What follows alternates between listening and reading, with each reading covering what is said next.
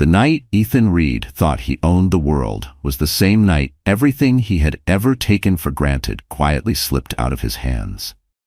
Manhattan glittered beneath him from the rooftop bar of the Ritz-Carlton, a place he visited whenever he needed to feel untouchable.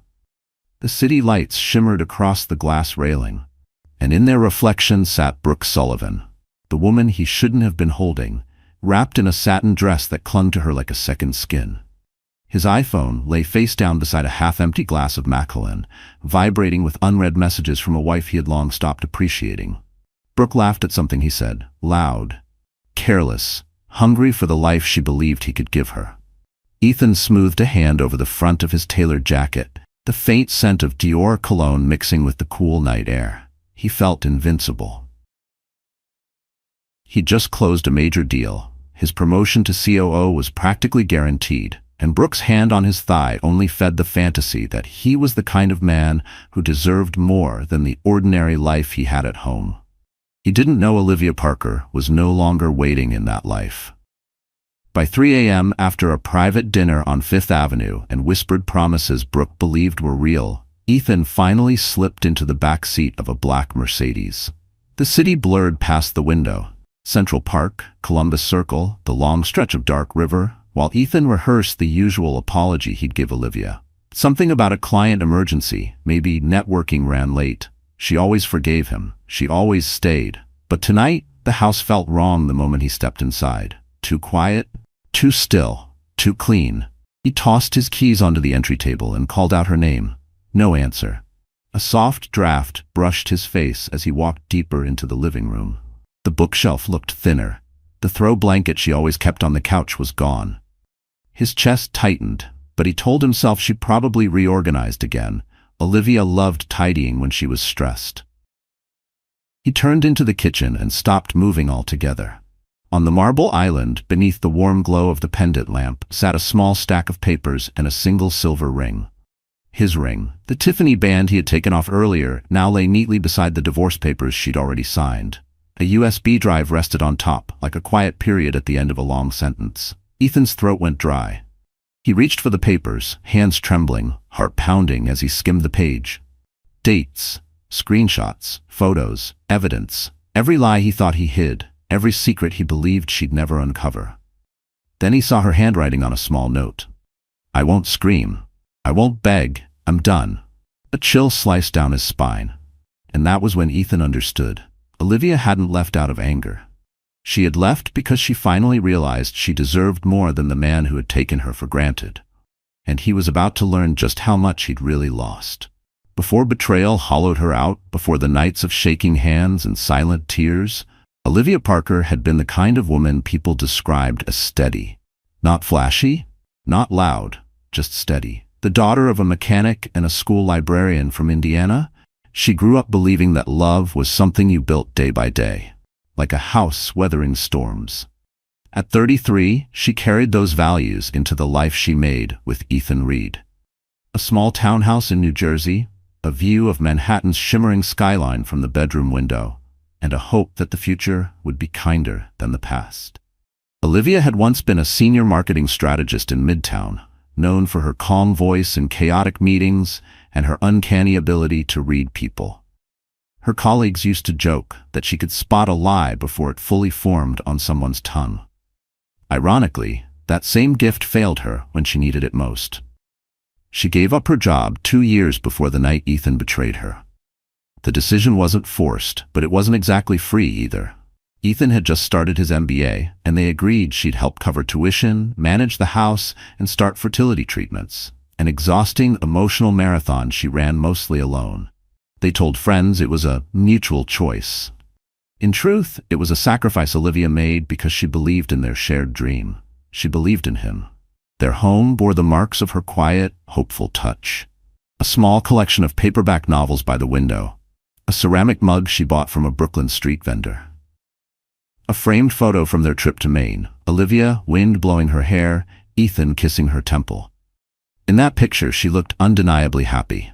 And real happiness, she knew, was rare. Olivia's world revolved not around luxury, but around meaning. She used the same iPhone for 4 years, the same MacBook Air since college. Her favorite mornings were simple ones: coffee in a chipped mug, watching the sun rise over the skyline, a moment of stillness before the day's demands swallowed her whole. But life had bruised her more than she ever admitted. The miscarriage was the wound she hid deepest. It happened quietly, on a rainy Thursday afternoon while Ethan was at a networking event in the city. She called him, voice trembling. He promised he would come home, but he didn't. Not until hours later. He apologized, blamed traffic, blamed timing, blamed anything but himself. And Olivia, exhausted and grieving, let it go. She always let it go. After that, she stopped talking about having children, stopped talking about her dreams, stopped talking about herself at all. Little by little, her life shrank to the size of Ethan's ambitions. She cooked his meals, she organized his schedules, she listened to his frustrations, his complaints, his ever-growing hunger for status and recognition. She made their home soft so he could go out and be sharp. She made herself small so his world could feel large. But she never expected that the man she built her life around would betray her so thoroughly. Still, traces of her old brilliance remained, just waiting for the moment she'd finally remember who she was. On nights when Ethan worked late, Olivia would sit alone at the kitchen table with scraps of paper, sketching ideas for mobile products she would never build, writing slogans she would never pitch. Ethan sometimes glanced at them and murmured, "You're so good at this, Liv." But the next morning, he'd go back to treating her like she was someone living on the sidelines of his greatness. She didn't know then that one of those sketches, drawn on a Starbucks napkin, would one day become the weapon that saved her. She didn't know she was stronger than the storm coming. And she didn't know that losing Ethan would become the beginning of a destiny she never imagined. The world Olivia Parker lived in wasn't glamorous, not the way Ethan liked to pretend it was. Their townhouse in New Jersey sat on a quiet street lined with maple trees, the kind of place where neighbors waved while walking their dogs and kids rode bikes until dusk. From the bedroom window, you could see the Manhattan skyline shimmering in the distance, a reminder of the life Ethan wanted, and the life Olivia thought they were building together. Every morning began the same way. Olivia would wake before sunrise, wrap herself in a soft gray cardigan, and pad into the kitchen, where the single under-cabinet light glowed like a night lamp. She'd grind fresh coffee beans, letting the familiar scent settle her nerves, and open the curtains just in time to watch the first light spill over the city. On the counter sat her old MacBook Air, always half-charged, always waiting for ideas she rarely allowed herself to finish. But across the river, Ethan moved in a different world. A world of glass towers, tailored suits, and power breakfasts at the Four Seasons. His office on the 42nd floor overlooked the financial district. A sleek standing desk, a Mont Blanc pen laid carefully beside his MacBook Pro, and a framed certificate from his MBA program hung proudly on the wall. Everything in that space made him feel like someone who belonged at the top, and everything at home made him feel trapped. Olivia didn't realize it at first. She was too busy managing fertility appointments, cleaning out the guest room to convert into a nursery they might never need, and clipping coupons to keep their finances afloat after pouring most of her savings into Ethan's degree. Meanwhile, Ethan spent his days surrounded by people who fed his ego. Executives who praised his strategic mind, young consultants who admired his confidence, and colleagues who joked that he was 5 years away from running the whole company. It was in those boardrooms and rooftop lounges that Ethan began to drift toward the version of himself he liked better. One untethered by responsibility, routine, or the quiet steadiness of the wife waiting at home. The cracks in their marriage weren't sudden. They appeared slowly, like hairline fractures in glass. First came the late nights. Ethan claimed he needed to stay ahead of the curve, that those who wanted promotions had to work twice as hard. Olivia believed him. She packed him dinners in glass containers, texted reminders to take breaks, and told herself this sacrifice would pay off. Then came the missed appointments. He skipped fertility consultations, rescheduled doctor visits, and ignored the folder she created with treatment options. He always had a reason. Meetings ran long, clients needed him, a senior partner called at the last minute. But the worst part wasn't the excuses. It was how small she felt each time he made her feel dramatic for wanting him there. Their home, once warm and filled with conversation, grew quieter. Olivia found herself sitting alone more often, at the dinner table, on the couch, in the car outside the pharmacy. She tried to keep herself busy, reorganizing the pantry, cleaning the baseboards, anything to fill the empty spaces Ethan left behind. Sometimes she'd drive into Manhattan to surprise him with lunch, only to be told by a receptionist that he was out with clients. She'd wander the streets afterward, hands wrapped around a Starbucks cup, trying not to cry as she passed couples holding hands on Fifth Avenue. She kept the truth locked away. Their marriage wasn't crumbling because life was hard. It was crumbling because Ethan was already living in a different world. A world where Olivia no longer fit. And soon she would discover just how far that world had already pulled him away. Ethan Reed didn't wake up one morning and decide to betray his wife. His fall was slower than that. Quiet, gradual, built from choices he justified one excuse at a time. The first time he met Brooke Sullivan, he wasn't looking for an affair. He was looking for validation. The kind Olivia no longer gave him because she was too busy holding their life together. It happened during a quarterly strategy retreat in Midtown, held on the 35th floor of a glass-walled conference center. Executives in tailored suits tapped away on MacBook Pros, sipping catered lattes while screens flashed with stock tickers and projections. Ethan thrived in this environment. Here, he wasn't a husband with responsibilities, he was a rising star. A man people listened to, a man people stood up straighter for. Brooke entered that world like a spark to dry leaves. She was 27, ambitious, with sharp green eyes that scanned a room the way a hunter tracks movement. Fresh out of a consulting firm in Dallas, she had fought her way up, and she wasn't shy about wanting more. When she spoke during her first breakout session, calling out a flawed projection with data to back it up, the entire room turned. Even Ethan. She noticed. Later at the coffee bar, she approached him first. "You're Ethan Reed, right? VP of Strategy?" The flattery was subtle but perfectly timed. Ethan, exhausted from the strain of impressing the senior partners, soaked it up. Brooke complimented his insights. She laughed at his jokes. She asked questions as if his opinion mattered more than anyone else's in the building. With Olivia, conversations had become practical. Bills, doctor visits, grocery lists. Brooke made Ethan feel interesting again. Young again. Wanted again. He mistook that feeling for connection. What started as professional respect became flirtation. Late-night messages about work turned into personal confessions.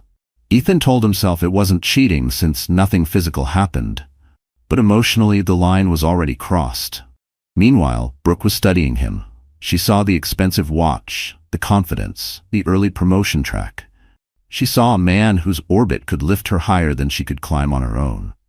She knew his weaknesses, his pride, his hunger, his need to be admired. She fed them gently, like hand-feeding a lion. Her friends warned her, "Don't get involved with executives," one said. "They'll use you." But Brooke wasn't naive. She thought she was using Ethan too. A mutual transaction, a shortcut in a world where shortcuts were rarely offered to girls like her. The first time Ethan and Brooke crossed the line was during a company happy hour. A dim bar in the financial district, warm lights reflecting off glass tables. People left one by one until only a few remained. Brooke sat beside him, closer than necessary, her perfume, jasmine and something darker, wrapping around his senses. She told him she admired how hard he worked, how brilliant he was, how successful he'd become. Olivia had once said those things too, but that was years ago. Their first kiss wasn't romantic. It was reckless. Stolen in the back hallway near the restrooms, too fast, too desperate. Ethan pulled away first, guilt flashing in his eyes. But Brooke only smiled, brushing her thumb along his jaw. "No one has to know," she whispered. And Ethan believed her. From that night forward, he lived two lives. The respectable husband who came home late, and the man who slipped into luxury hotels with a woman who made him feel like the center of the universe. He told himself Olivia was fragile, too emotional, too consumed by the miscarriage to understand him. He convinced himself he deserved this, that this affair was temporary, that he could control everything. But he didn't see the truth. Brooke wasn't just a mistake. She was the first domino, and once it fell, his entire world would go with it. The moment Olivia Parker realized something was truly wrong didn't come with fireworks or shouting. It came on an ordinary Wednesday afternoon. The kind of day where the sky looked tired and the air tasted like rain. She was folding laundry in the bedroom, the soft hum of the dryer filling the silence, when she noticed a small smear of lipstick on the inside collar of one of Ethan's shirts. A shade of deep rose. A color she had never worn a day in her life. Her heart paused, but her hands didn't. She kept folding, smoothing the fabric the way she used to smooth her worries. When Ethan got home that night, she asked gently, "Whose lipstick is this?" He didn't even blink. "Client hugged me goodbye. She was drunk. Relax, Liv." The lie slid off his tongue with a practiced ease that made her stomach twist. She didn't argue. She simply nodded and went back to stirring the pasta on the stove. But something inside her shifted. Something small, something dangerous. A quiet awareness that she was no longer living with the man she married. She was living with someone who had learned how to lie without flinching. Over the next few weeks, the signs multiplied like shadows at dusk. Ethan changed passwords he used to share. He took showers the moment he got home. He guarded his iPhone like it held nuclear codes. He bought new cologne without telling her. Something stronger, unfamiliar. Still, Olivia said nothing. She wasn't ready to confront him without proof. Not after everything she had invested, the years, the savings, the dreams she buried so he could chase his. She needed the truth, not suspicion. And the truth came in a way she never expected. It happened at a corporate charity reception downtown. Olivia hadn't planned to go, but Ethan insisted. "It'll look bad if I show up alone," he said, already buttoning his cufflinks. "Try to look polished, okay?" Polished, as if she were a floor he needed to shine. Olivia wore a simple navy dress and curled her hair, hoping it would be enough. When they arrived at the hotel ballroom, a golden space filled with chandeliers and executives holding champagne, she immediately felt out of place. Ethan walked ahead of her, barely glancing back, already slipping into the version of himself that thrived under expensive lighting. She stood near a table of hors d'oeuvres, trying not to touch her fingers to her stomach, a nervous habit she'd developed after the miscarriage. People drifted around her, murmuring about market trends and partnerships she didn't understand. Then she heard it, a whisper behind her. "That's Ethan's wife?" "No way. I thought Brooke was his girlfriend. He brings Brooke everywhere. Poor woman probably has no idea." The words hit her like stones. Her hands trembled around her glass, the stem digging into her palm. She didn't turn around. She didn't breathe. She simply stared straight ahead, watching Ethan laugh with a circle of coworkers, laughing the way he used to laugh with her. In that moment, the world blurred around the edges. The room felt too warm, too loud, too bright. She set her glass down before she could drop it, then slipped out onto the balcony where cold air slapped her cheeks. She leaned against the railing, eyes burning as she tried to steady her breath. The truth she had been trying to avoid was no longer hiding. It was out in the open, whispered by strangers. Her marriage wasn't just breaking, it was being publicly humiliated. A few minutes later, Ethan found her outside. "You okay?" he asked, annoyed rather than concerned. Olivia wiped her eyes quickly. "Who's Brooke?" Ethan froze. Just for a second, just long enough for her to see the truth flicker behind his eyes before he slammed the mask back into place. "No one," he said too quickly. "Don't start." And just like that, Olivia knew she wasn't losing him. She had already lost him. For weeks after the charity reception, Olivia moved through her days like someone walking underwater, every sound muffled, every motion heavy, every breath a little too hard to take. She wasn't angry yet. She wasn't ready for that. Mostly, she felt hollow. A quiet kind of sadness that settled in her bones and made everything, even small things like brushing her hair or unloading groceries, feel like climbing a hill she didn't remember choosing. She tried to convince herself she could fix things. That maybe Ethan was just overwhelmed, stressed, pulled in too many directions. She wanted to believe the man she married still lived somewhere inside him. But each attempt at connection only widened the distance between them. One night, she cooked his favorite dish, lemon rosemary chicken, the one they used to make together on Sundays. She lit candles. She set out their good plates. She even put on a blouse he once said he loved. Ethan came home 2 hours late, smelling like a bar she'd never been to, muttering something about client drinks. He barely glanced at the table before saying, "I already ate," and heading straight for the shower. Olivia sat alone at the table for nearly an hour, staring at the untouched food until the candles burned low and the wax pooled like tears. It wasn't just the neglect, it was the erasure. Every day, Ethan erased another part of her efforts, her presence, her worth, until she wasn't sure what remained. The real breaking point came quietly. It was a Friday night. Rain hammered against the windows.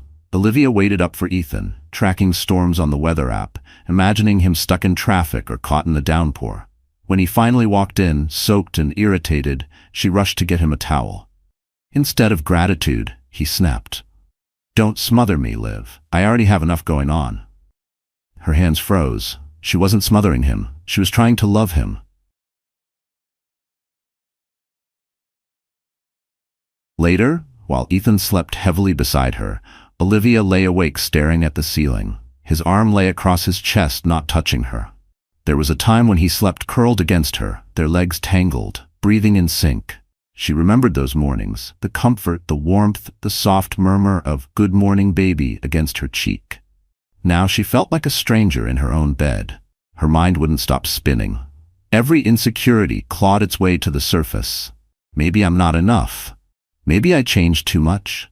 Maybe he really did outgrow me. Maybe this is my fault. Grief wrapped around her so tightly she could hardly breathe. She slipped out of bed and walked to the bathroom, closing the door quietly so she wouldn't wake him. Under the harsh, buzzing light, she looked at herself in the mirror. Puffy eyes, hair twisted messily into a bun, shoulders slumped. A woman dimmed down to survival mode. She didn't recognize herself. Then the dam finally broke.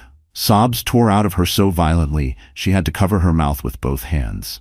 She slid to the cold tile floor, pressing her forehead to her knees as tears soaked through her pajamas. Every hurt she'd swallowed came pouring out. The miscarriage, the loneliness, the whispers at the gala, the lipstick on his collar, the texts he hid, the love she gave without ever getting back. She cried until her chest ached, until her head throbbed, until she had nothing left. When the storm inside her finally quieted, Olivia felt frighteningly empty. A numbness washed over her, the kind that makes people do desperate, irreversible things. She stood, shaky but determined, turned off the light, and walked to the bedroom doorway. Ethan slept soundly, unbothered, unaffected, unaware he'd just broken the woman who once would have walked through fire for him. Olivia watched him for a long moment, tears drying on her cheeks. Her heart hurt, but something inside her shifted. Barely, quietly, but enough. It was the first tiny crack of awakening. He didn't know it yet, but she was taking her first step away from him. The morning after her breakdown, Olivia Parker woke with a pounding headache and eyes so swollen it felt painful to blink. She sat on the edge of the bed for a long time, staring at the faint line of sunlight slipping through the curtains. Ethan had already left for work. He always left early on Fridays, claiming he needed quiet time in the office to prepare for executive meetings. He hadn't noticed she'd cried herself empty on the bathroom floor. Or maybe he had. Maybe he just didn't care.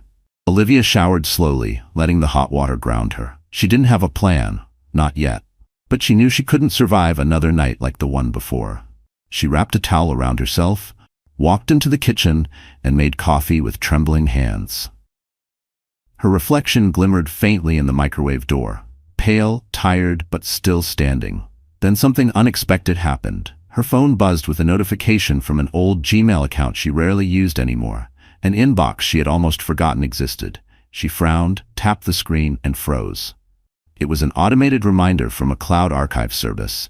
Your saved file from 5 years ago has been restored. Attached was a preview thumbnail. A crumpled Starbucks napkin with a mobile app flow drawn in black ink. Her handwriting, her arrows, her annotations. Olivia's heart lurched. She remembered that night. Ethan pacing around their tiny apartment, complaining that his team couldn't figure out an onboarding issue. She had grabbed a pen and sketched a simple, intuitive pathway. Ethan took a photo, kissed her forehead, and said, "You're a genius, Liv." Seriously. He never mentioned that sketch again.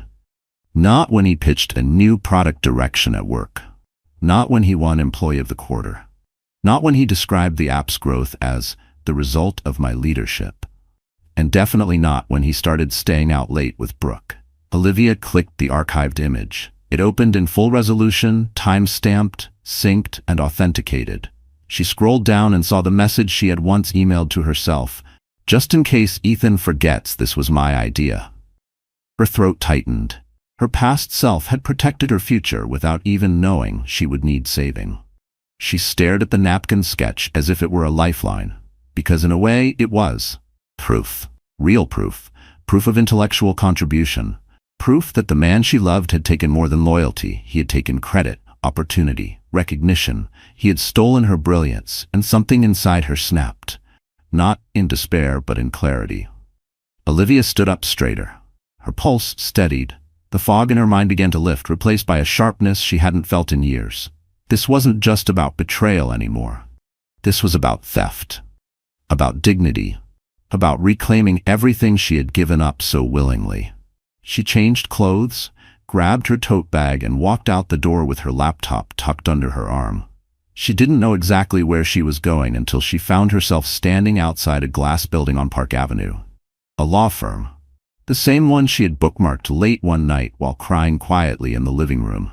Inside the marble lobby, she felt small, like a woman who didn't belong among polished floors and leather chairs. But she forced herself forward, checking in at the front desk. Minutes later, Olivia sat across from a divorce attorney with kind eyes and a voice that somehow softened everything without weakening it. "I don't know what to do," Olivia whispered. "Let's start with what you have," the attorney replied gently. "Show me." Olivia opened her laptop and placed the napkin sketch between them like a confession. The attorney's eyebrows lifted almost immediately. "This," she said slowly, "is more powerful than you realize." For the first time, Olivia felt a flicker of something other than pain. She felt possibility. She felt the ground shifting beneath her feet, not collapsing, but opening. And somewhere deep inside, a voice she hadn't listened to in years finally spoke. "He took from you. Now take your life back." Olivia stepped out of the Park Avenue law office, feeling like someone had rearranged the ground beneath her feet. Not in a frightening way, but in a way that made her see the city differently.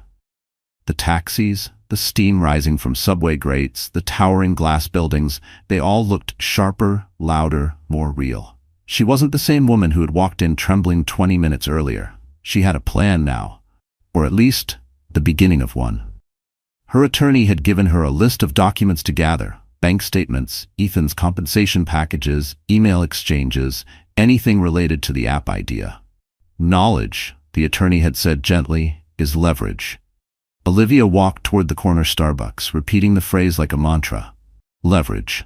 She ordered a black coffee and sat by the window. Her mind buzzed, racing between anger and fear and something unfamiliar, something close to hope. She reached for her phone, intending to call Emma, but her screen lit up before she could dial. A text message from an unsaved number. "Liv? It's Noah. I saw you outside the building. Are you okay?"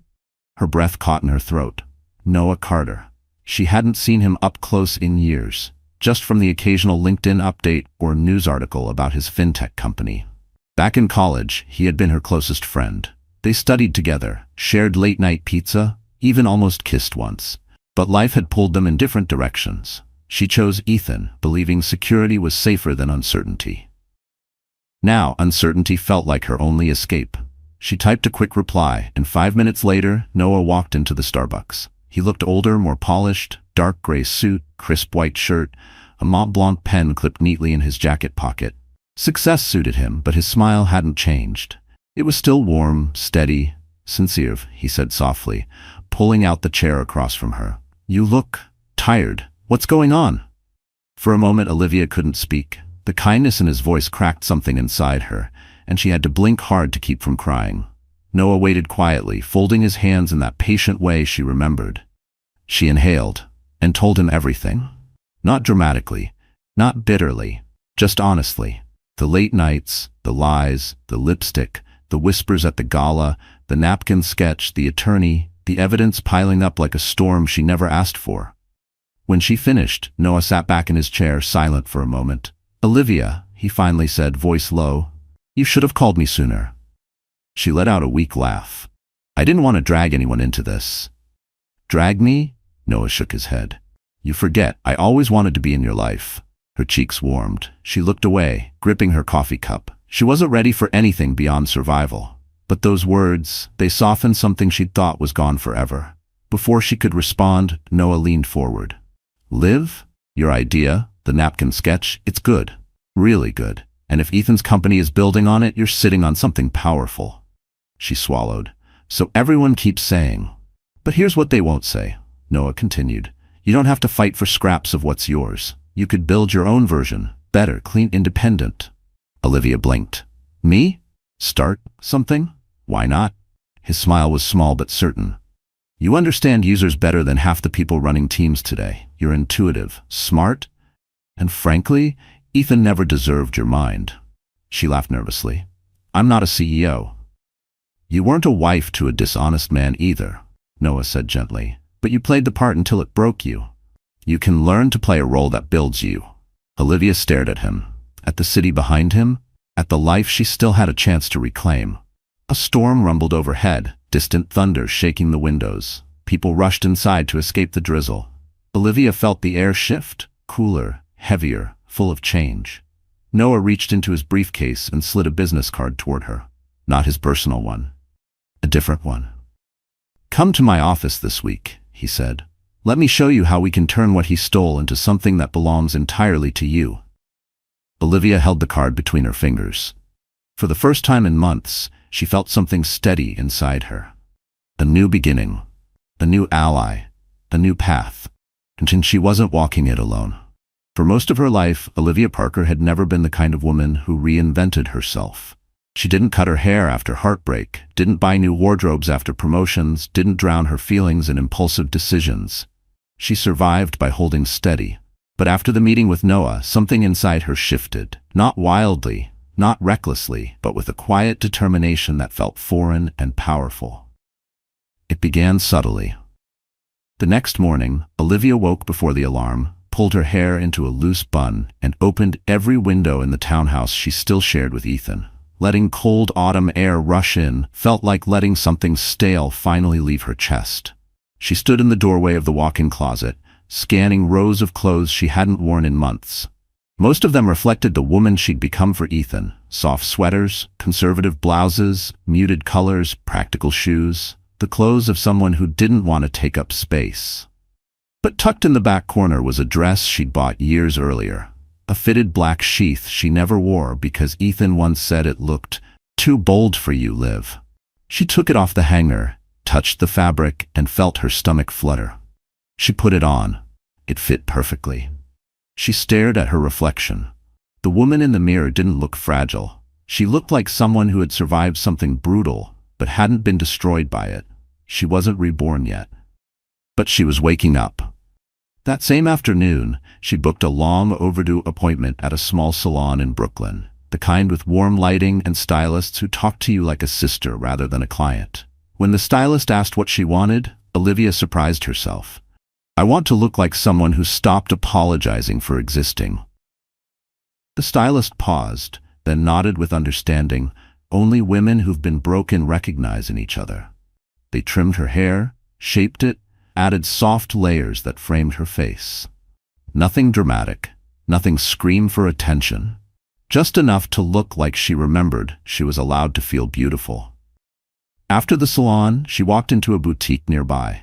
Not a luxury one, just a local shop with racks of clothes that felt alive. She bought 2 dresses, a blazer that made her shoulders look stronger, a pair of black heels that clicked confidently on the wood floor. She didn't buy the most expensive items. She didn't need to. She was building herself quietly, not performing for anyone. On the way home, she stopped by a bookstore. She didn't know why. She wandered through aisles until a title caught her eye. Women Who Run with the Wolves. She picked it up, flipping through pages filled with stories about reclaiming power, intuition, and identity. She bought it along with a journal and a black pen. At home, she wrote the first page.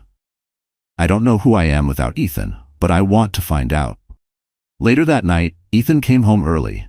Rare for him. He walked into the living room and froze when he saw her standing there in the black dress, hair soft around her shoulders, posture different, energy different.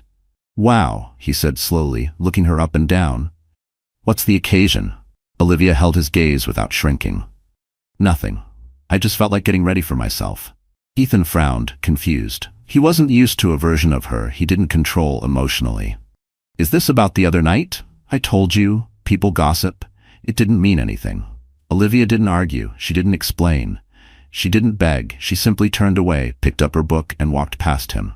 For the first time, he felt something he hadn't felt in years. Uncertainty. Because no matter how many women he'd charmed, how many deals he'd closed, how many lies he'd told, he'd never seen Olivia look like someone preparing to leave the version of herself that served him. He didn't know it yet, but her rebirth had already begun. For days after Olivia's quiet transformation, Ethan Reed moved through their townhouse like a man walking into a room where the furniture had been rearranged. Nothing looked different at first glance, yet something felt undeniably off. Olivia didn't argue anymore.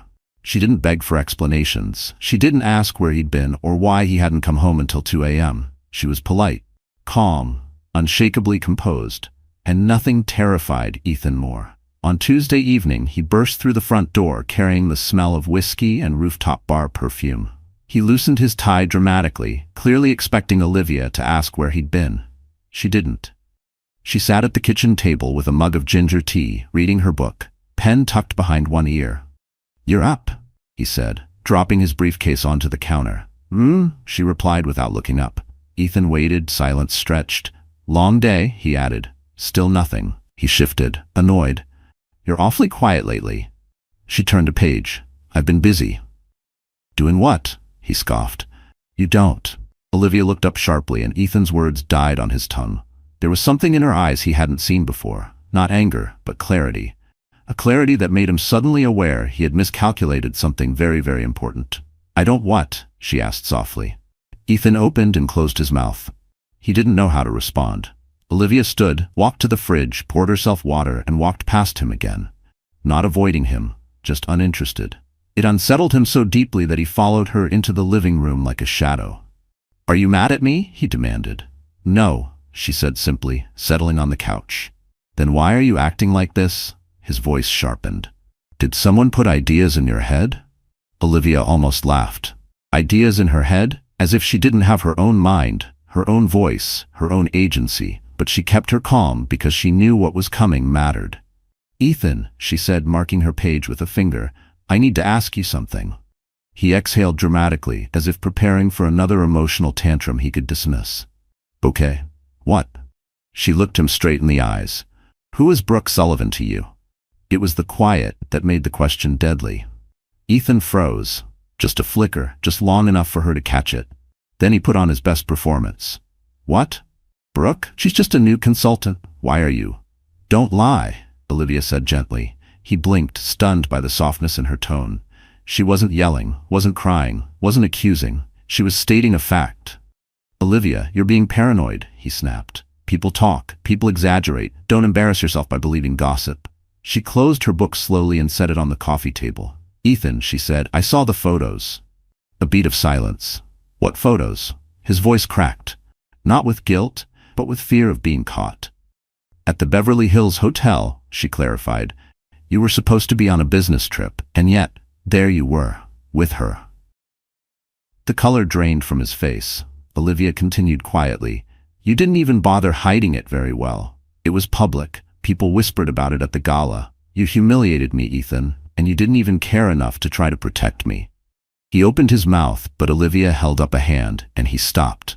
"You don't need to explain," she said. "I already know the truth." Ethan swallowed hard. "Olivia, we can work through this. Couples recover from these things. You've been emotional lately. Maybe we both." She stood, cutting him off with a calm he couldn't comprehend. "Don't do that," she said. "Don't call me emotional. Don't twist this into something small. Don't pretend you didn't destroy what we built." Ethan stepped toward her. "Liv, I made mistakes, but I love you." "No," she said softly. "You loved the version of me that didn't ask you for anything." He froze. "And that version," she whispered, "doesn't exist anymore." Ethan's breath hitched as he realized something horrifying. For the first time in their marriage, Olivia wasn't pleading. She was preparing for something he never imagined she had the strength to do. and the dread in his chest told him he was already too late. The house felt strangely quiet the next morning, as if the walls themselves were waiting for something to happen. Olivia woke up before dawn, unable to shake the uneasy heaviness sitting in her chest. The confrontation from the night before kept replaying in her mind. Ethan's lies, his deflection, the moment he tried to call her emotional like it was a flaw. But the part that stayed with her most wasn't his deception. It was his fear. A small, trembling flicker she'd seen when she said the word photos. She pulled on a sweater and made her way downstairs. The sun was just beginning to seep through the blinds, dusting the kitchen with a soft gold glow. She poured herself coffee and sat at the table, scrolling through her phone, not to check messages from Ethan, but to open the hidden folder she'd created weeks earlier. Screenshots, email notifications, financial records, calendar overlaps, his lies preserved in digital amber. One by one, she reviewed the files, steadying her breath. This wasn't obsession anymore. It was evidence. Evidence she would need. Because today she had her second meeting with the Park Avenue attorney.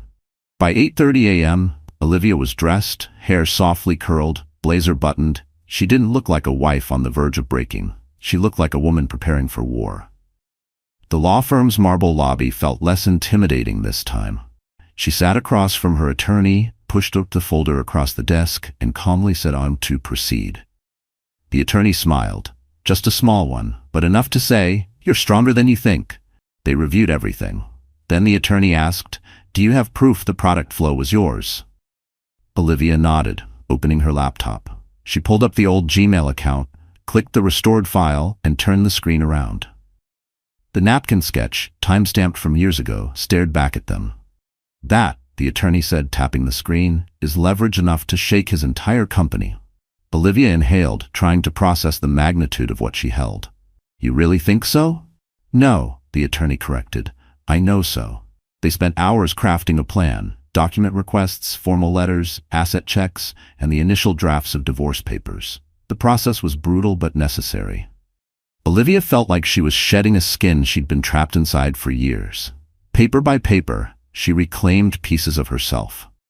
After the meeting, she stepped outside into the crisp fall air. She wasn't shaking. She wasn't crying. She wasn't doubting. She felt awake.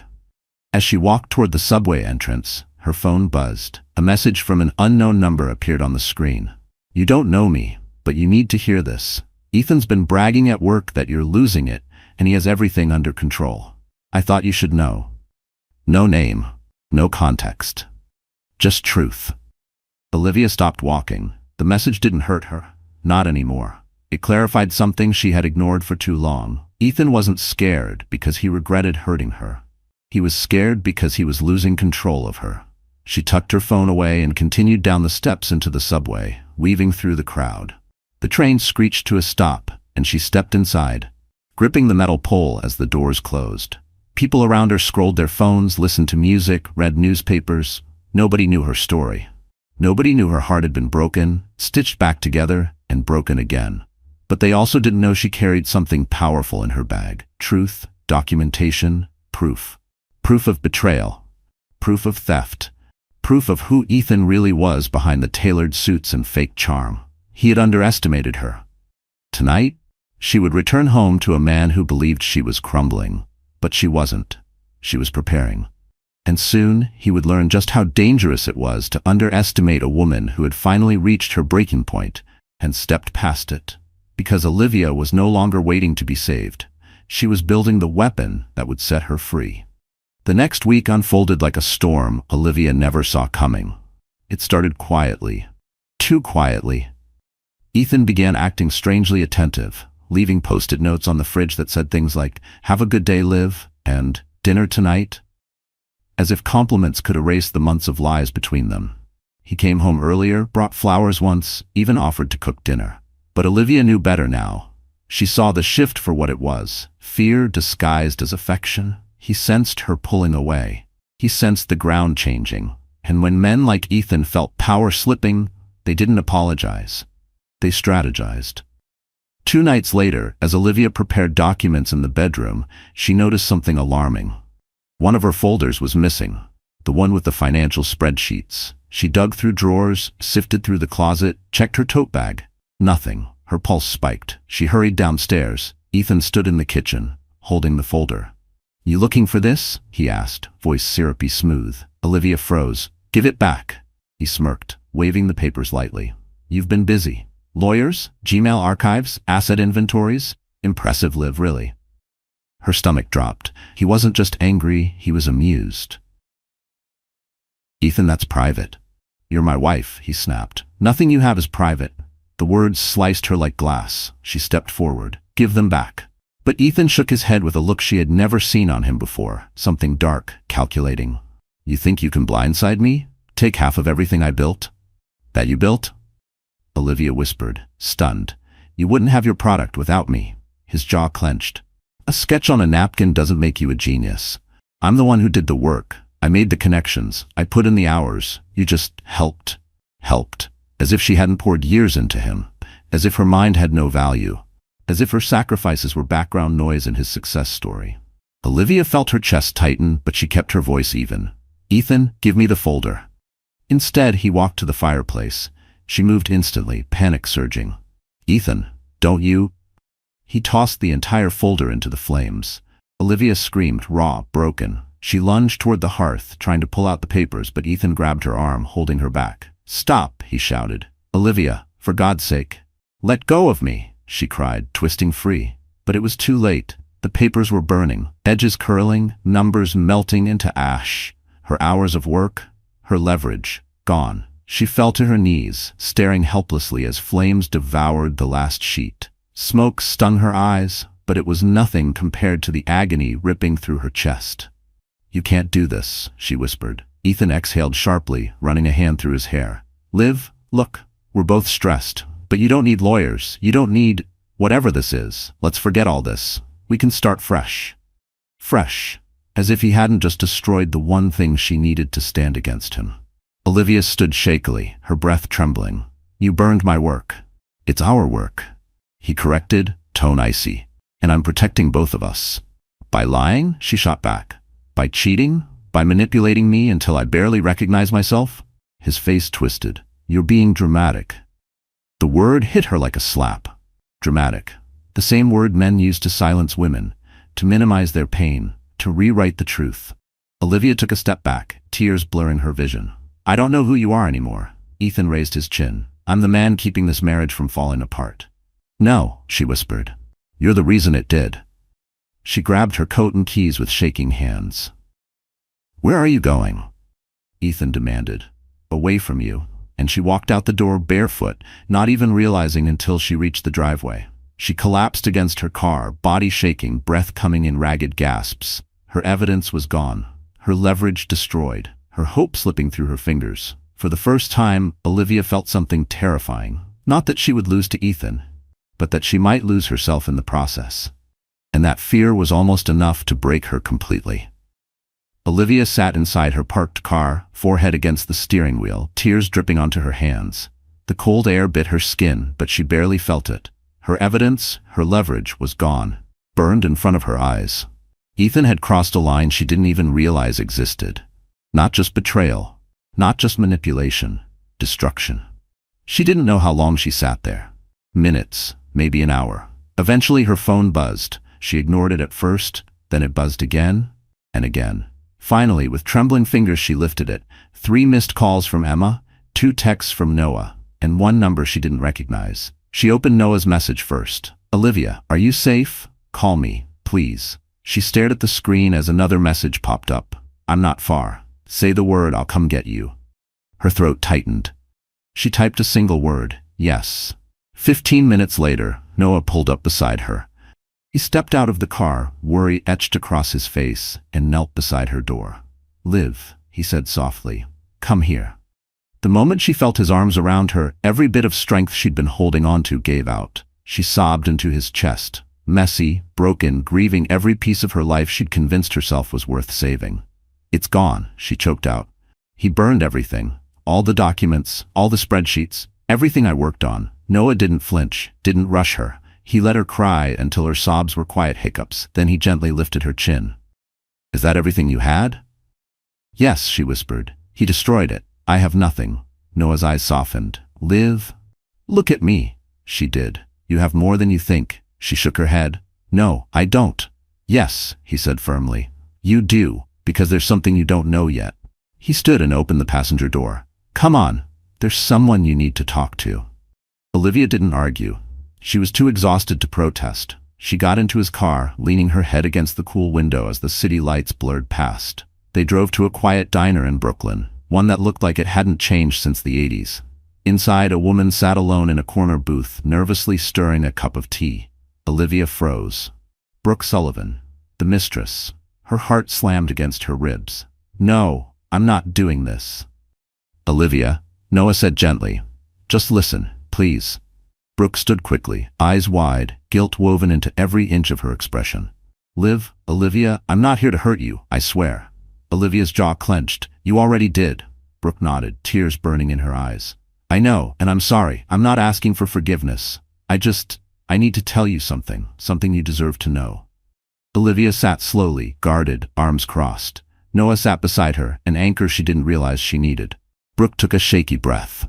Ethan, he's lying to you, and not just about the affair, about everything. Olivia stared at her. Be specific. Brooke looked down at her hands.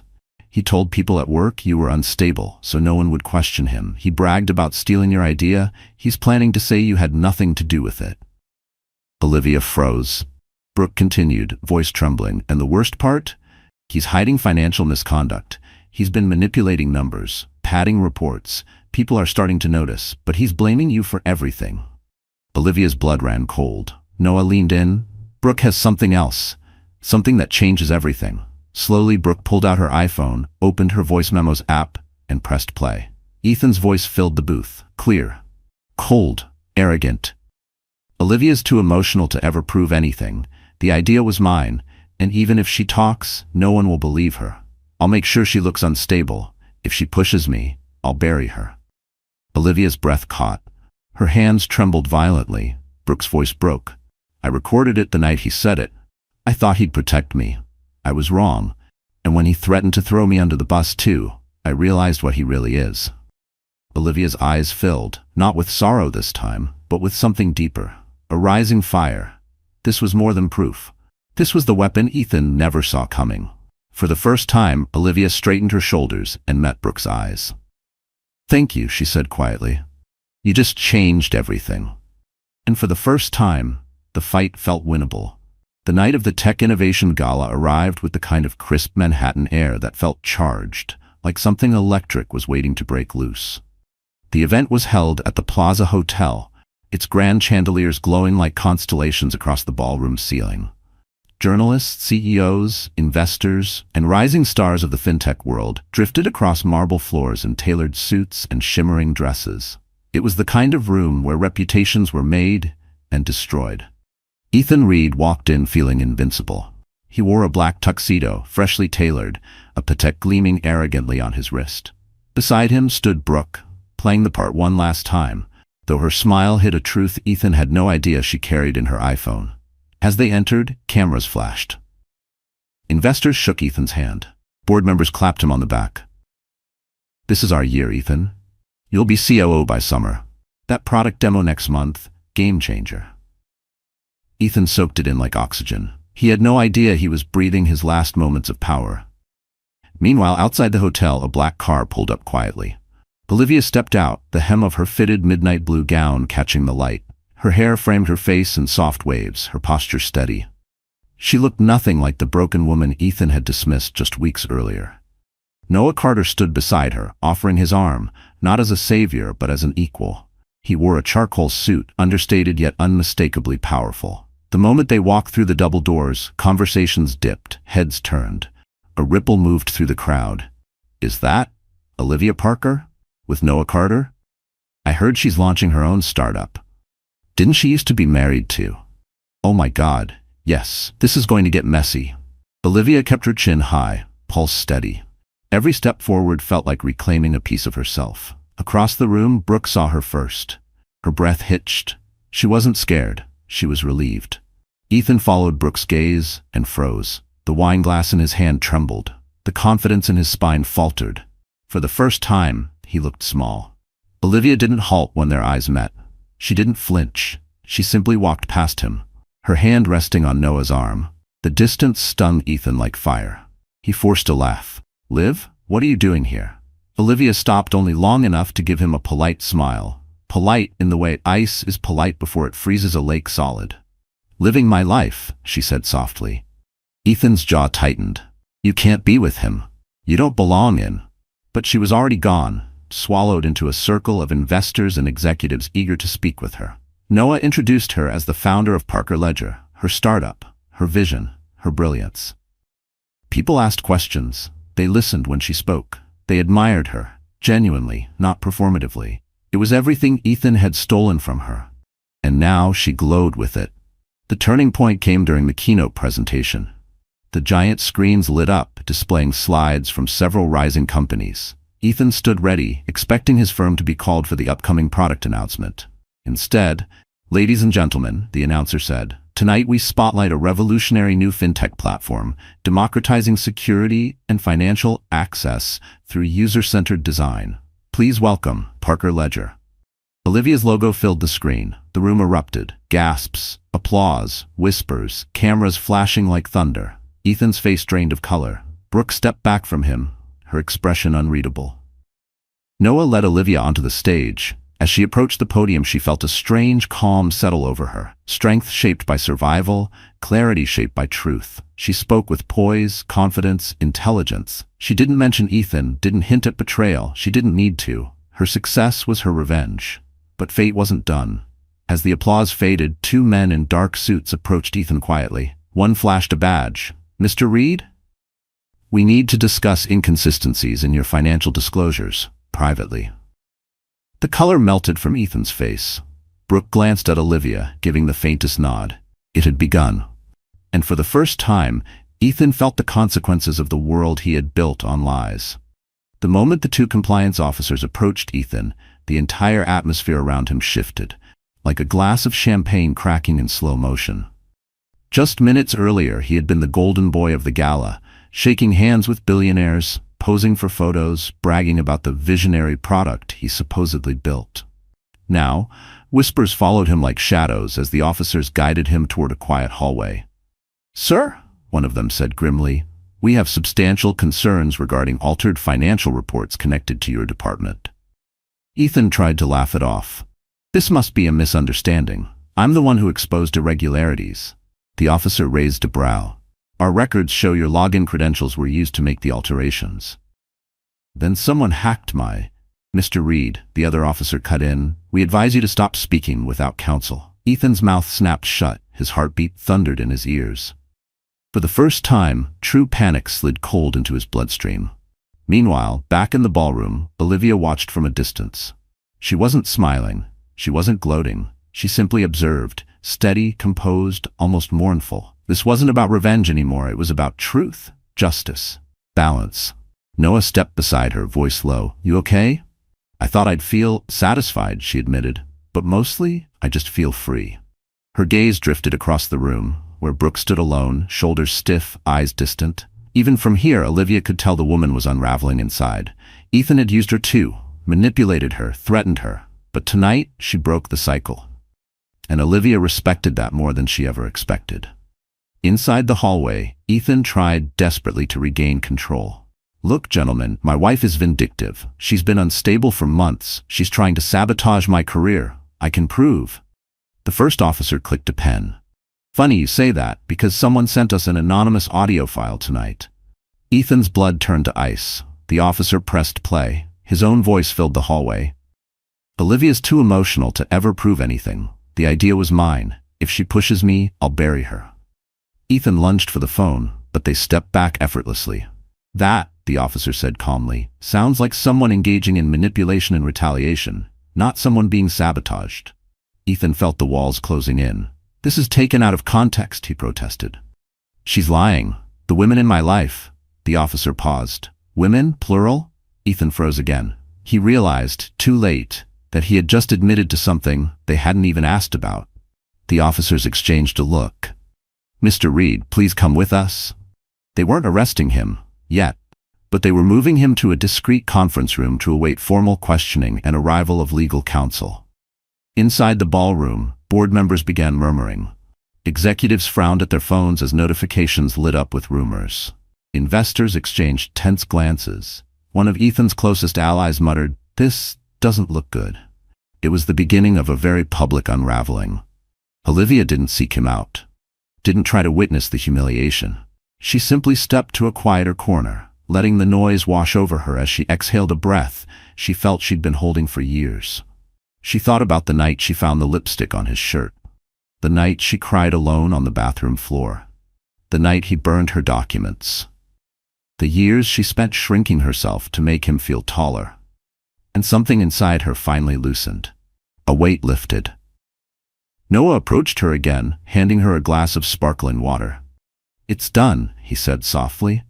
She nodded. "It's starting." He studied her face. "You handled tonight with more grace than most people would." Olivia smiled faintly. "Grace kept me alive when rage would have killed me." Silence settled between them, comfortable this time, not heavy. Across the ballroom, people tried pretending nothing was happening, but every whisper circled back to the same thing. Ethan Reed was caught. Exposed. Finished. And everyone knew it. Back in the hallway, one officer stepped out to make a call. Ethan sat alone at the conference room table, breathing hard, sweating through his collar, clutching the arms of his chair.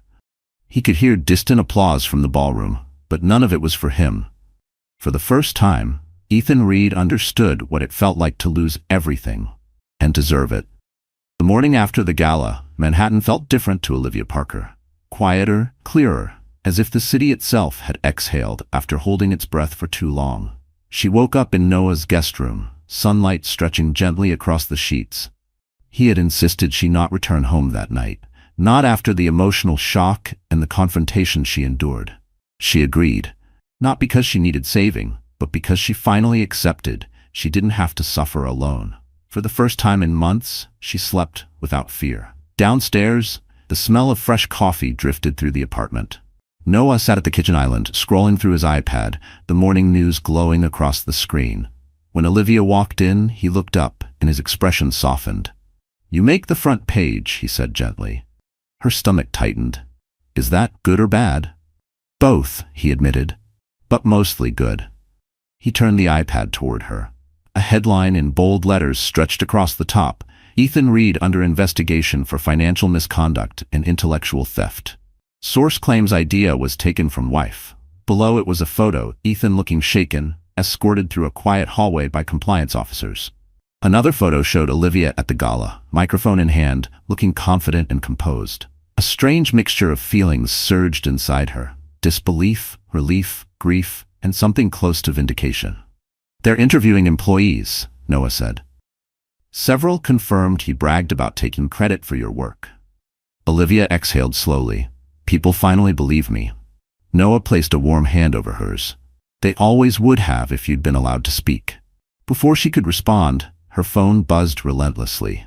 Messages flooded the screen. Emails from HR representatives, former colleagues, acquaintances she hadn't spoken to in years. But one message made her freeze. A voicemail from Ethan. She stared at it, dread creeping up her spine.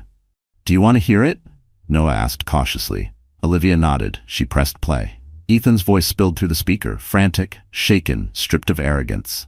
"Liv, it's me.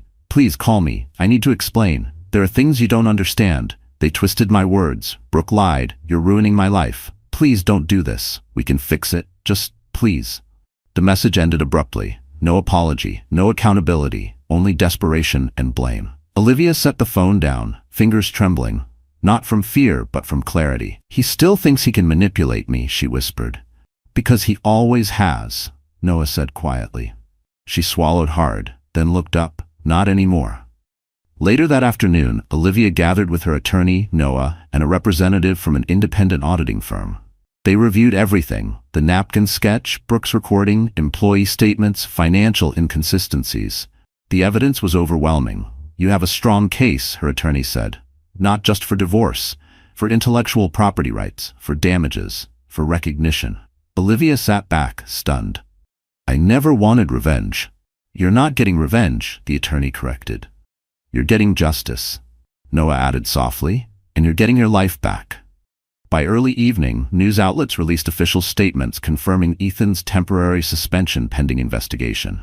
Social media erupted. Executives denounced him, employees distanced themselves, and investors began withdrawing interest. Ethan's once promising career now dangled by a fraying thread of his own making. As the world reacted, Olivia found herself on Noah's balcony overlooking the city. The skyline glowed with purpose, sharp, bright, alive. She wrapped her arms around herself, not from cold, but from the overwhelming relief of finally being seen. Noah stepped beside her, handing her a warm mug of tea. "What are you thinking?" She hesitated, then spoke honestly. "I spent so long wondering if I was the problem, if I was unlovable, if I was crazy." Her voice softened. "But last night I remembered who I was before him, and I think I want her back." Noah smiled, gentle, patient. "She never left, Liv. She was just waiting for you." Olivia breathed in the night air, feeling it expand her lungs, her hope, her future.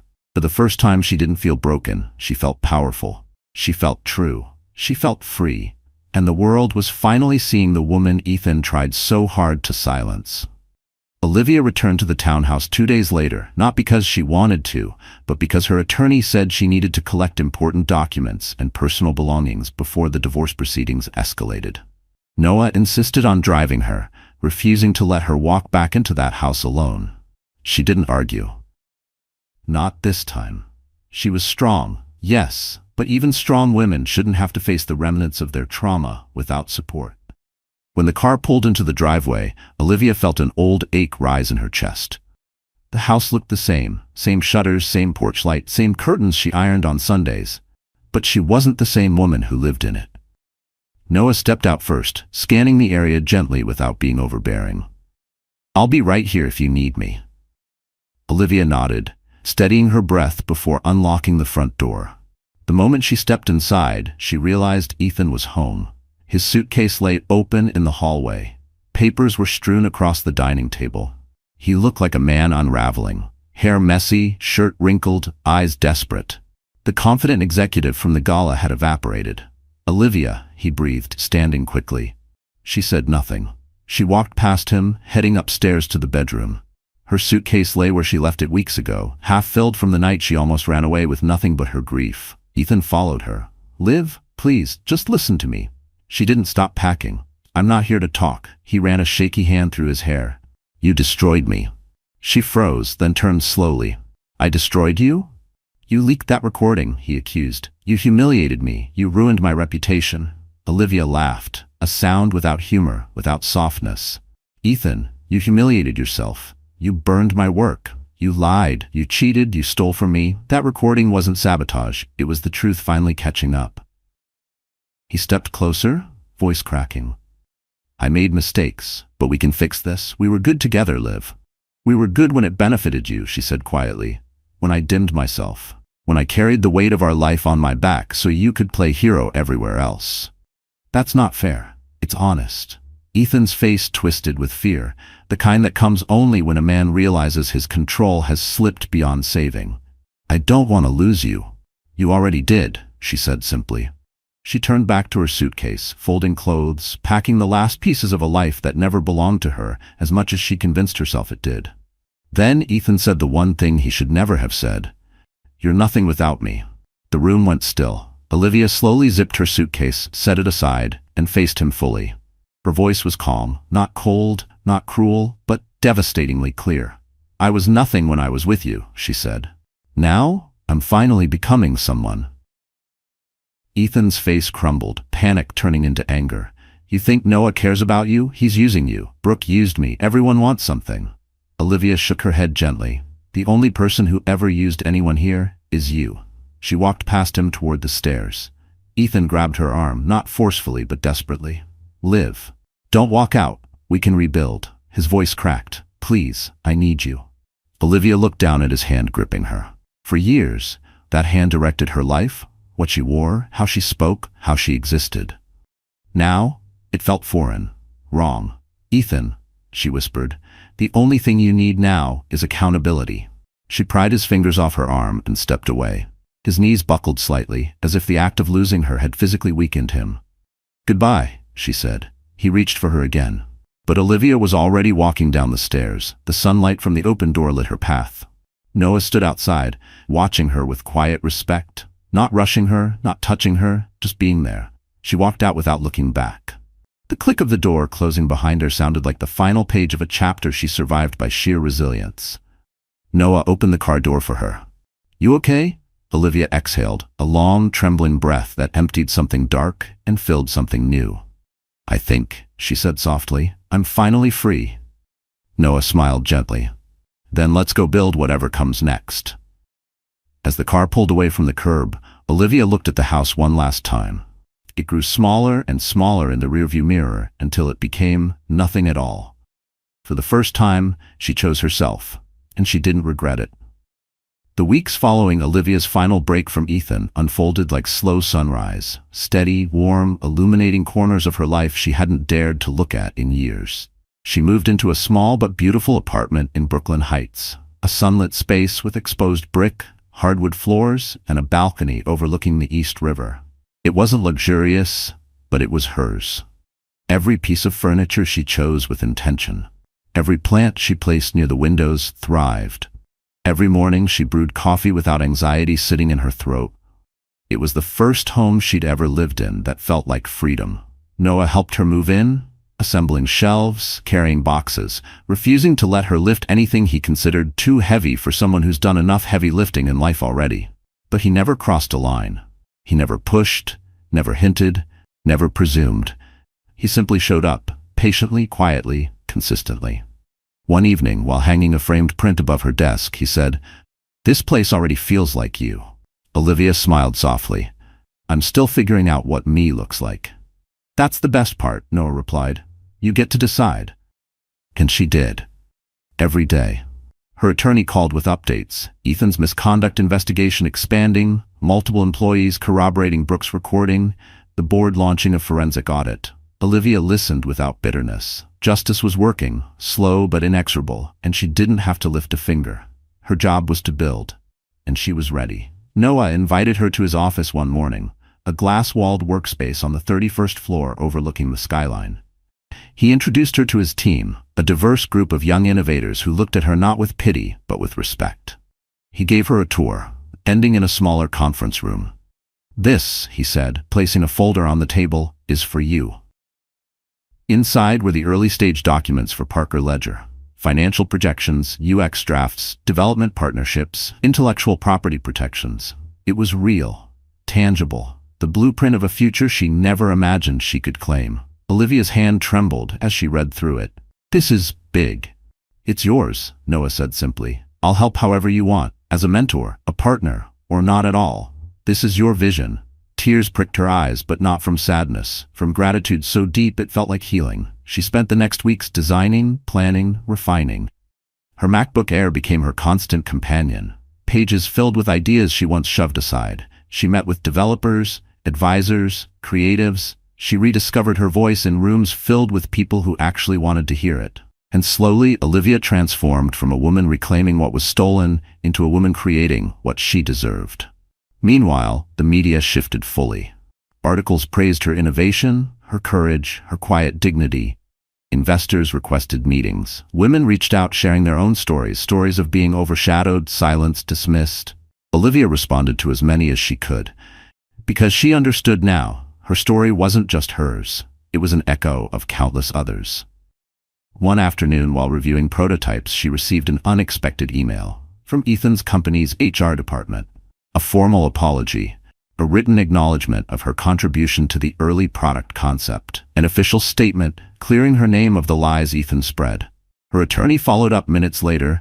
"The board is offering you a financial settlement tied to your intellectual property." "It's generous, Olivia, very generous." She sat back in her chair, stunned. After months of torment, manipulation, and erasure, her name was being restored publicly. Not because Ethan wanted it, but because truth demanded it. Later that evening, Olivia stood on her balcony watching the sun melt behind the skyline. Lights flickered across the river, reflections dancing like small pieces of gold. Noah joined her quietly, handing her a warm cup of tea. "You did this," he said softly. She shook her head. "No, I survived it, and now I'm rebuilding." He smiled, "and doing damn well." Olivia leaned against the railing, letting the breeze brush against her skin. For the first time in years, she felt whole. Not waiting, not hoping, not breaking. Becoming. And the world was finally rising with her. The day Ethan Reed's world officially collapsed did not arrive with sirens or cuffs. It arrived quietly, like a blade slipped between ribs when he least expected it. Olivia wasn't present for any of it, but the pieces of the story reached her slowly, carried by news alerts, messages from former colleagues, and a brief call from her attorney. It began on a Wednesday morning. Ethan arrived at his office building wearing a wrinkled suit, dark circles bruising the skin under his eyes. He barely slept anymore. His voicemail was full of ignored calls from attorneys, board members, and worried family. His reflection in the elevator doors looked like a ghost, pale, shaky, stripped of confidence. As he stepped onto the 42nd floor, silence greeted him. No greetings, no smiles, no nods of respect. People avoided eye contact, whispering behind conference room glass. He walked to his office and found 2 security guards standing inside. "Mr. Reed," one said, "we need your badge." Ethan blinked. "What? Why?" "It's not negotiable." His hands trembled. He slowly removed the ID lanyard he wore like a badge of honor for years. The guard took it, slipping it into a small envelope. Then Ethan noticed the envelope on his desk. His termination letter. Effective immediately. Cause: financial misconduct, tampered corporate records, unethical behavior, intellectual property theft, breach of fiduciary duty. The room spun. "No," he whispered, clutching the edge of the desk. "You can't fire me. I built this department. I built this product." A senior board member stepped into the doorway, arms crossed.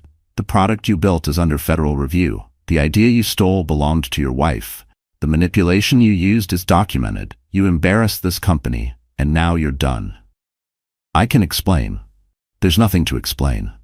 "And Olivia, she lied." The board member's expression hardened. "She didn't lie. We've seen the evidence. All of it." Ethan felt his knees give. He collapsed into his chair, head in his hands. His empire, his image, his carefully curated life had turned to ash. "Security will escort you out," the board member finished coldly. "And Ethan, don't contact her again." As the guards led him through the office, employees stepped aside. Some whispered. Some watched in silence. Some smirked. It was the slow, humiliating walk of a man who once believed he was untouchable. Outside the building, reporters swarmed. "Mr. Reed, is it true your wife created the original concept? Did you alter financial documents? Are you facing criminal charges? Do you regret burning her work?" Burning her work. The words hit him like a slap. He shoved past the cameras, hands over his face, and stumbled down the street. Sirens echoed somewhere in the distance. A gust of cold wind hit his cheeks. He looked disoriented, like a man waking from a nightmare, only to realize it was real. Meanwhile, Olivia was across the river in Brooklyn Heights, sitting in a quiet cafe, reviewing design notes with her development team. She didn't know what was happening at that exact moment. She didn't need to. Her life no longer revolved around Ethan's choices. But at 1:34 p.m., her phone vibrated with a news alert. She hesitated before tapping it. The headline read, "Ethan Reed terminated from flagship fintech firm, investigation expands." A picture accompanied it. Ethan, disheveled, being escorted through a crowd of reporters.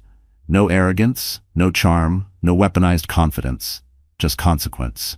Olivia stared at the screen for a long moment, not smiling, not celebrating, simply breathing. Justice wasn't loud, justice wasn't cruel, it was balanced. A soft exhale that finally released the weight on her chest. Noah slid into the seat across from her, noticing the shift in her expression. "You okay?" She turned the phone toward him. He read the headline. "Ah, it happened." Olivia nodded slowly. "Yes, it did. Do you feel better?" he asked. She thought about it, truly thought. "I feel complete," she whispered finally. "Not because he fell, but because I'm not under him anymore." Noah smiled gently. "That's what healing feels like." Olivia looked out the window, the city alive and vast around her. For the first time, Ethan's downfall wasn't her story. Her rise was. She closed the notification, tucked her phone away, and returned to her work. Because justice had already done its job, and now nothing stood between her and the life she was meant to build. Winter settled slowly over Brooklyn, dusting rooftops with a thin veil of white, softening the noise of the city the way healing softens old wounds. Olivia Parker stood on her balcony one early morning, wrapped in a thick robe, watching the sun climb over the East River. The air was cold enough to sting her cheeks, but she didn't mind. She loved how quiet the world felt at dawn, how peaceful. She breathed out, and the air puffed into a small cloud. Her life looked nothing like it had a few months ago, and yet, for the first time, it finally felt like hers. Inside, her apartment was warm, filled with the soft smell of cinnamon from a candle she lit the night before. The space looked lived in and personal. Plants thriving by the window, books scattered on a coffee table, design sketches pinned to a corkboard with purpose and pride. Her MacBook sat open on her desk, displaying the latest prototype of Parker Ledger, her company, her vision, her legacy. The project had grown faster than she expected. After the gala, investors began reaching out, impressed not by her past but by her potential. A development firm partnered with her. A women-led venture group offered support. College classmates she hadn't spoken to in years reconnected, cheering her on. Every meeting, every pitch, every late-night brainstorming session reminded her she hadn't been erased. She'd been underestimated, and she had risen. That morning, Noah knocked gently on her door. He carried 2 Starbucks cups. Hers always came without asking. A grande latte with cinnamon powder, no whip. She opened the door, smiling warmly. "You're up early," he said. "I like the quiet," she answered, letting him in. Noah set the drinks on the counter and took in the apartment with a soft smile. "It feels like a home now." "It is," she said simply. He hesitated, leaning against the island. "Your attorney called me last night. She said the settlement is finalized." Olivia nodded. "It is." The intellectual property dispute had been closed in her favor. The damages awarded were significant, far more than she expected. But it wasn't the money that mattered. It was the acknowledgement. Her idea, her work, her name, restored publicly, permanently. A quiet victory, but powerful. Noah watched her carefully. "How do you feel about it?" Olivia wrapped her hands around her warm latte. "Lighter," she said, "like I finally put down a weight I didn't realize I'd been carrying." "And Ethan?" he asked gently. She exhaled. "I don't hate him. I don't wish him more pain. He did that to himself." She took a sip, eyes softening. "I just hope one day he learns something from all this." Noah nodded slowly. "You're a good person, Liv." "I'm a stronger person," she corrected. "There's a difference." Silence settled comfortably between them. Outside, snow continued drifting past the windows. The world felt clean, renewed. After a moment, Noah spoke again. "There's something I've wanted to say for a long time." Olivia looked up, heart fluttering gently. Not in fear this time, but in anticipation. He stepped closer, voice steady. "I'm proud of you. Not because of what happened to Ethan. Not because of Parker Ledger. But because you didn't let what broke you define you." Olivia felt warmth bloom in her chest. "Noah," she whispered. "You don't owe me an answer," he said quickly, hands slipping into his pockets. "I'm here because I want to be, as long as you want that too." She moved closer, slowly, deliberately, until she stood only inches away. Her voice was soft, but certain. "I do want you here." His breath caught. "But not to save me," she added, "just to stay." Noah smiled, a quiet, heartfelt smile that reached his eyes. "Then I'll stay." They stood together by the balcony doors, watching the world shift from gray to gold as the sun rose higher. Olivia leaned her head gently onto his shoulder, letting the warmth of the moment settle into her bones. She wasn't rushing toward something new, she wasn't escaping something old, she was simply choosing her life again. And for the first time, she chose joy, chosen love, not blind, not desperate, but healthy and whole, chosen possibility, chosen self. Olivia Parker had lost everything once, but she rebuilt, she rose, she loved again, and this time the ending wasn't survival, it was peace, it was freedom, it was finally, beautifully, hers. And just like that, our story comes to an end. But you, yes, you, are still here. If you've stayed until this moment, it means something in Olivia's journey touched a part of your own heart. Maybe her courage reminded you of your own. Maybe her healing mirrored something you're quietly trying to rebuild. Her story teaches us a simple truth. When someone stops seeing your worth, it doesn't mean you've lost it. It means they never understood it. Like the Stoic philosopher Marcus Aurelius once said, the soul becomes dyed with the color of its thoughts. Olivia changed her thoughts, and her life changed with them. She chose dignity over pain, truth over fear, and renewal over bitterness. That's something any of us can choose, no matter where we stand today. Life doesn't always give us the apology we deserve, but it does give us the chance to rewrite our own ending, one honest decision at a time. If this journey made you feel stronger, seen, or even a little braver, then don't leave quietly. Hit like, so we know you felt something. Share this video so someone else finds strength too. And subscribe, because we're building a community where stories heal and where you matter. You're not alone. You never were.